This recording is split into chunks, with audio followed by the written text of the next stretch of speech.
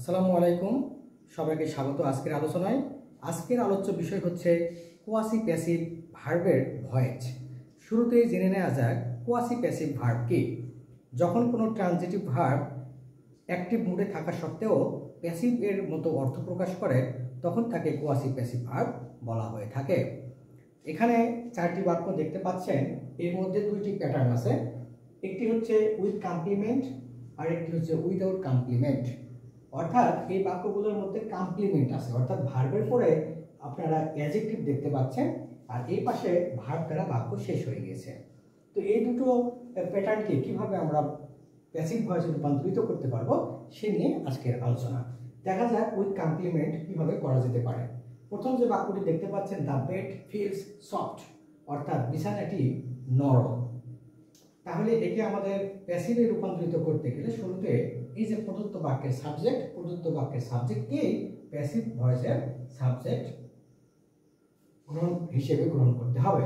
আর লক্ষ্য করুন, এখানে ভার্বসটা আমরা লক্ষ্য করে দেখতে পাচ্ছি এটি প্রেজেন্ট ইনডিফিনিট টেন্সের।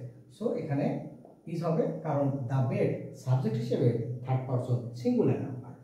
এরপরে আমরা এই যে ফিল ভার্ব, এই ফিল ভার্বের থার্ড ফর্ম যেটি ফেল্ট, এটি ব্যবহার করব। তারপরে এই সফট শব্দটি অর্থাৎ এই কমপ্লিমেন্ট ব্যবহার করলেই হবে। তাহলে বাক্যটিটা আছে the bed is felt soft. এটি হচ্ছে একটি নিয়ম, আর এর বাইরে আরেকটি নিয়মে এটিকে রূপান্তরিত করা সম্ভব। সেক্ষেত্রে সাবজেক্ট যথারীতি তাই থাকবে, তারপরে এই যে ইজ ব্যবহার করতে হবে, তারপরে এইখানে এই কমপ্লিমেন্ট ব্যবহার করতে হবে, তারপরে হোয়েন ব্যবহার করতে হবে এবং এই দ্য বেডের প্রোনোমিনাল রূপ অর্থাৎ ইট ব্যবহার করতে হবে, তারপরে ইজ ব্যবহার করতে হবে, তারপরে এই যে ভার্বের থার্ড ফর্ম ব্যবহার করতে হবে। তাহলে বাক্যটিতে আছে the bed is soft when it is felt, অর্থাৎ বিছানাকে যখন অনুভব করা যায় বা অনুভূত হয় তখন সেটিকে নরম মনে হয়। তবে আমি পরামর্শ দেব প্রথম নিয়মটি ফলো করার জন্য। দ্বিতীয়টি করব ওইভাবেই। দেখেন, হানি টেস্ট সুইট, অর্থাৎ মধু খেতে মিষ্টি।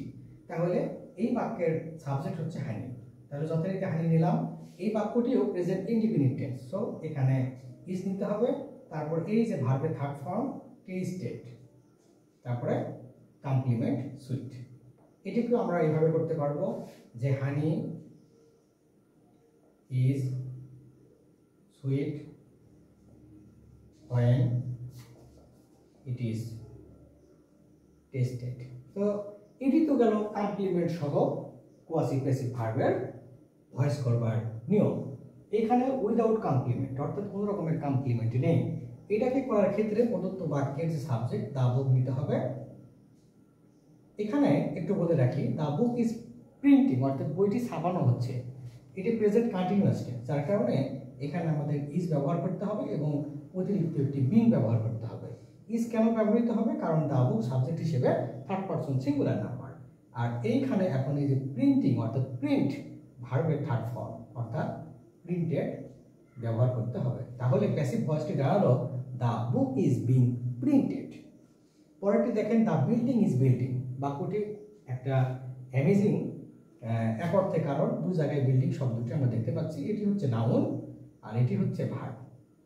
তাহলে সাবজেক্ট হচ্ছে এই পুরোটা মিলে দ্য বিল্ডিং, সুতরাং আমাদের সাবজেক্ট বসাতে হচ্ছে দ্য বিল্ডিং। এটিও প্রেজেন্ট কন্টিনিউয়াস টেন্স হওয়ার কারণে আমরা ইজ ব্যবহার করব এবং কন্টিনিউয়াস হলে অবশ্যই একটা বিং অতিরিক্ত ব্যবহার করতে হয়।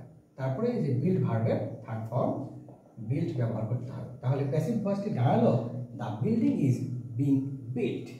নিশ্চয়ই আপনারা বুঝতে পেরেছেন। ভিডিওটি দেখবার জন্য সবাইকে ধন্যবাদ, এবং আমার ভিডিও যদি আপনাদের ভালো লেগে থাকে আপনারা আমাকে ফেসবুকে ফলো করতে পারেন এবং ইউটিউবে আমার চ্যানেলটিকে সাবস্ক্রাইব করতে পারেন।